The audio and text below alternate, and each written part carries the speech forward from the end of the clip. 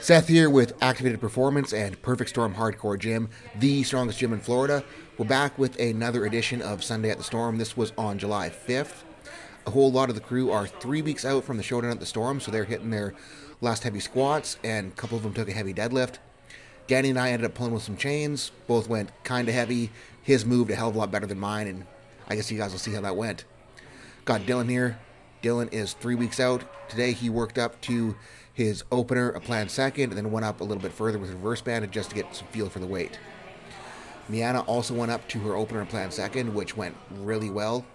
Super happy with how those moved. She did a great job. Something that we have been working on is improving her unrack, making sure that she is tight as possible before standing the bar up, and making sure that she can stay stacked under the bar through the unrack. When she can do that, her squats move so well, as evident by her last couple sets. There she is, making super easy work at 225 and knee sleeves on the way up. Got Joao here. Joao is also 3 weeks out from the Storm meet. On his program, he has been warming up before deadlifts with some lighter beltless squats. Hasn't done a whole lot for his skinny leg problem, but he has been pulling great, as you'll be able to see here, and he's in for a really big total in meet day. Here's Miana working on up 285 on the 55-pound squat bar. First set knee wraps, moves super easy as usual for her. Got Amy here. Look at how beautiful of a deadlifter Amy is. She just is built naturally to deadlift. She's got those long limbs, short torso, able to get down to the bar easily, not be too bent over, and able to just stand it up clean. Here's Miana again, 325. Super smooth squat. Lightweight for her still. Now here I am pulling with 2 chains. Something that I am trying to work on myself is my patience coming off the floor, making sure I'm wedging into good position and then pulling. I do a pretty good job of it with lighter weights, as you can see. You see a little slack out, then pull. But once the weight gets heavier, I tend to get a little bit impatient, get a little bit jerky, and pull myself out of position. Here's Danny pulling sumo. He is an absolutely textbook sumo puller. If you're a sumo puller, watch Danny, check out his Instagram page, check out all of his deadlifts, and try to just copy what he does. Here I am again, 4 plates. You can see a little bit of the wedge here. Now that's heavy enough to actually wedge. Pulling slack out of the bar, then pull. When you're pulling the slack out of the bar, not only are you pulling the slack out of the bar, but you're also pulling the slack out of yourself and making sure that once you initiate the pull, there's nothing that's going to move other than what is supposed to move in the right direction. Here's Danny again, 4 plates. Absolutely textbook sumo.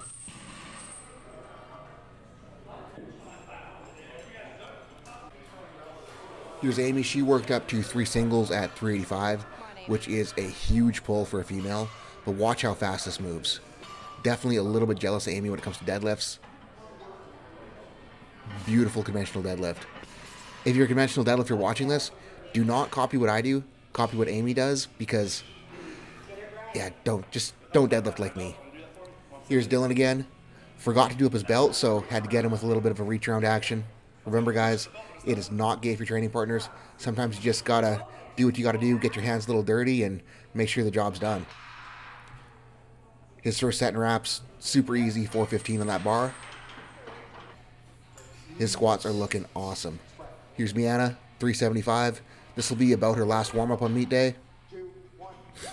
Her knees come in more than we would have liked on that set, so we talked about it, and she ended up spreading harder, made for her transition out of the hole being a little smoother on the next set. Amy again, just blowing up 385, making it look like a joke. Here I am, 5 plates. Slack out, then pull. Move well enough, fairly happy with that one, but as you'll be able to see soon, it goes to shit. Here's Emery. Like I mentioned last week, Emery is coming back from a bilateral quad tendon rupture. Super gnarly injury, super gnarly surgeries to follow, and he's just a gnarly dude coming back from it. It's insane to me that he is even squatting with what he went through, let alone getting a knee wraps, let alone pushing big weights, let alone creeping up on a PR total again after that injury. Here's Josh. Josh is coming up on his very first meet, so we have him doing a little bit of a deload this week at 3 weeks out. 2 weeks out, we'll push things pretty heavy, then deload again at 1 week out. Just had him hitting 365 for a fairly smooth, fairly easy triple. Josh has such good hip mobility that it almost works to his disadvantage because he has so much play with where his knees can go during the squat. Here's Joao with the world's longest sumo deadlift setup. Just absolutely taking his sweet time, just trying to show off those skinny little twig legs. Still, I'm running out of things to talk about just because his setup is so damn long. Still not on the bar yet. Oh, is he going? Oh. One hand. The other hand. Not going to pull it yet, though. Got to pull the slack out a couple times just to make sure he can do it. And finally, but Joao absolutely smashes that. I think that's about 622 for an all-time gym PR for Joao. He is going to have a huge total at this meet. He's probably going to put on like 150 pounds on his total from his last one. He's done a great job of taking long off-season, fixing himself, and now he's going to show it. There's Danny, another beautiful sumo pull. Make sure that his thumbs are still attached, pulling with that hook grip. If you don't pull hook grip or haven't pulled hook grip, it really hurts, but for those who can make it works very well. Here I am, slack out. Lockout is not great, but with how I've been struggling the last few weeks getting a smooth lockout, I'm okay with that. Here's Miana, 405 at 132 pounds body weight. Knees stay out a little better. Squat moves even better than the last one.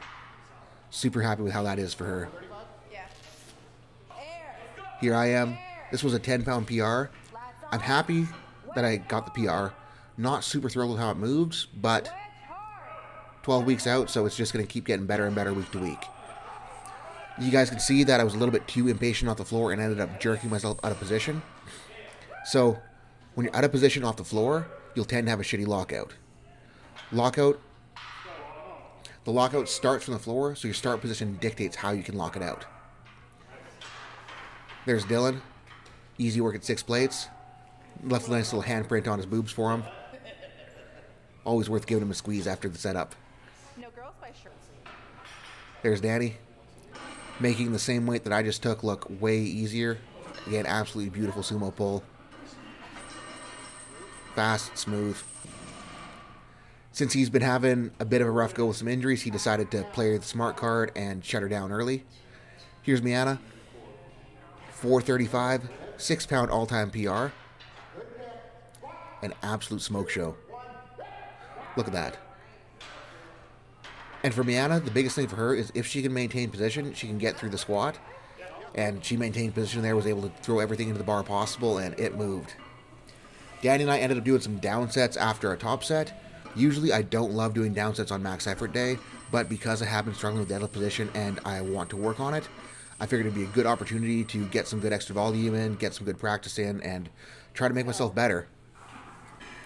This first set, I was still a little bit too rushed to the bottom on the first rep, but you'll see as the sets go, I do end up improving a little bit. See, a little bit jerky, the bar drifts forward. There's cleaner slack out, more of a straight up bar path. Cleaner slack out, bar path's more vertical. Here's Dylan, 675 out on the bar, I believe. This is a huge PR. His previous meet best is 640, and watch how the sucker moves. It is super exciting seeing Dylan's progress. He has gotten so much better since he started training with our crew and listening to Dan Bell in terms of programming periodization. Here I am. This was my last down set, set 404. You can see I do so much a better job than that first one. Slack, boom, smooth the lockout. Slack out, smooth the lockout. And it really is the truth. Your finishing position is dictated by your start position. If you have a good start position, you'll be able to lock it out smooth. If your start position sucks, your lockout's going to suck. Simple as that. Here's Tim. Tim owns Ritual Apparel, another clothing company. Super good people, super good message. And, well, not the greatest box squat there, but we talked to Tim, got him to actually sit on the box, and you'll see with his next 2 sets that he got way better box squat. If you're a box squatter, you want to make sure that you are not using that box as a trampoline. The box is not something to get rebound out of. You want to use that box as a tool to be able to sit on, to be able to unload on, and be able to make the lift harder. And I just talked over Mike, who had a nice smooth warm-up set, first set in full gear. Here's Emery again. I think this is somewhere around mid-5, should be close to his opener. Before Emery's knee injury, his best squat was 722, and by the way it looks, he should be close to breaking 6 on the comeback trail, 7, 8 far off. Here's Tim. Watch this set compared to his last one. sits in the box, pauses, unloads, and then drives it up. If your box squat is a bigger number than your free squat, you know that you're box squatting wrong. Here's Dylan. Reverse Monster Mini 705. A doubled reverse Monster Mini. See how the band is folded around the top of the monolift? That ends up being a lot of reverse band tension. With Dylan, all he wanted to do was to feel the weight and be able to hold position under it. He didn't want to actually have to strain against the 705. He just wanted to feel it. So that much band is acceptable for that purpose. But if you're kind of doing a conjugate method and you want to hit a reverse band to kind of handle heavier weight and actually handle it, you'd want to use less reverse band, just single the band. There's Shell, first set in full gear. Today, Shell was breaking in her new Overkill squat suit over top of Overkill briefs. That is a whole lot of gear, and it's hard to not let it push you around. Here's Mike. Beautiful set, 7 plates on that bar. Held position wonderfully. And who says you can't hit depth in multiply gear? Here's Tim's set, top triple on the box.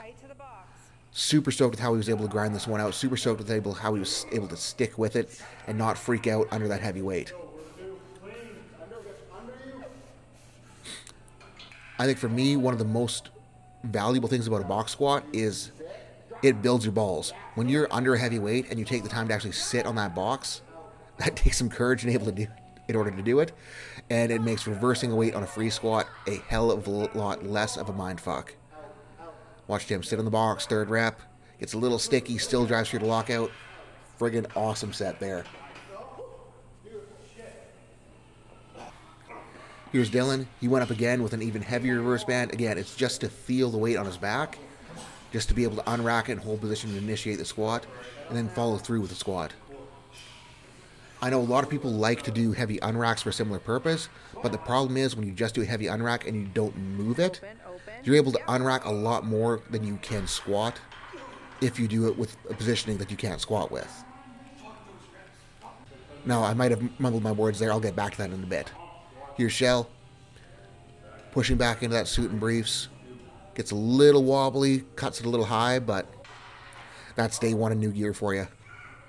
It's always a bit of a clusterfuck. Here's Mike, 7.5 plates, 735. This is about his opener. Dunks it, moves it smooth. He's going to have a good meet. He's creeping up on that 2,000 pound total, and a big piece of that puzzle is going to be that mid 800 pound squat. And after today, it looks like he is in great shape to do that. Here's Mike, 8 plates in the bar, 775. Kicks back smooth. Little hesitation midway down, but reverses it strong. Definitely more in the tank there for Mike. Here's Shell. Another set. Gets a little bit wobbly on this one, and that's kind of the struggle of multiply gear is if you aren't able to be in the right position, the gear is going to toss you around, and when that gear tosses you around, things can get very scary very fast. Here's Emery closing things out. This is going to be about his deadlift opener. Moves it super well, as you guys will see. Anyways, thank you for watching. Hopefully you enjoyed the commentary. Hopefully you enjoyed the video. Check us out at activatedperformance.net and at activated.performance on Instagram. You guys can find all of our apparel and educational materials there. Thank you for watching. Have a great rest of your day.